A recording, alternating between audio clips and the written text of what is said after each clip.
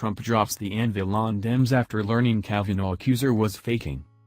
One of the things that got the New York Times and media matters riled up the most was when conservatives defended Justice Brett Kavanaugh. It turns out that one of his accusers is now saying she lied about the whole thing, and she is now in very hot legal water for it. President Trump wasted no time in going to Twitter and venting over it. Trump and conservatives are all asking, what if Kavanaugh's confirmation was derailed over this fake allegation? And it could have very easily been scuttled because of false allegations. A good and honest man would have been destroyed over a bunch of lies. The Democrats don't care. They just didn't want another conservative to sit on the Supreme Court. Sarah Palin digs a little deeper on this. President Trump is red hot right now, and for good reason. One of the women who came forward with allegations against Supreme Court Justice Brett Kavanaugh completely made them up. The president quickly took to social media on Saturday morning to express his frustrations, tweeting, "A vicious accuser of Justice Kavanaugh has just admitted that she was lying. Her story was totally made up, or fake." In the red-hot tweet concerning the fake allegation, Trump asked one question on nearly every conservative's mind: what if Kavanaugh's confirmation was derailed over this fake allegation? Trump added, "Can you imagine if he didn't become a justice of the Supreme Court because of her disgusting false statements? What about the others? Where are the Dems on this? So, Dems, where are you?" The accuser, Judy Monroe-Leighton, reportedly wrote a letter to the Senate Judiciary Committee during the final days of the confirmation process, falsely accusing Kavanaugh of sexual assault. She penned the letter as Jane Doe from Oceanside, California, and was the fourth woman to bring accusations forward.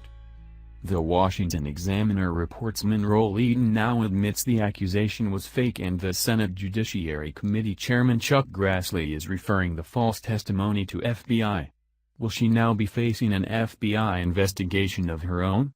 From the report, Senator Chuck Grassley, Republican Iowa, referred a woman who had claimed to have written an anonymous letter sent to Senator Kamala Harris, Democrat California, for allegedly false statements she made to the Senate Judiciary Committee during the investigation of allegations of sexual misconduct against Kavanaugh during his confirmation hearings. In a letter to FBI Director Christopher Wray and Attorney General Jeff Sessions, Grassley said that Monroe-Leighton contacted the committee via email on October 3 and said she was the author of the handwritten September 19 letter signed by Jane Doe of Oceanside, California, which detailed an encounter in which Kavanaugh and a friend allegedly sexually assaulted the writer.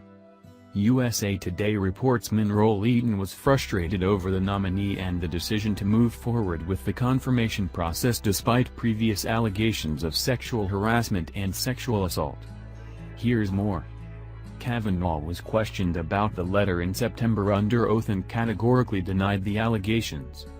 "The whole thing is ridiculous," he said. "The whole thing is just a crock, farce, wrong, didn't happen, not anything close." Several days later, Grassley says Monroe-Leighton wrote an email that included her name. He said Senate investigators were able to track her down and found she lived in Kentucky, not California, and was a Democrat. Investigators got in touch with her over the phone, and Monroe-Leighton admitted she wrote the email after seeing the letter and news reports. She said she claimed to be Jane Doe so the letter would gain attention. "I was angry and I sent it out," the woman told investigators, according to Grassley's letter.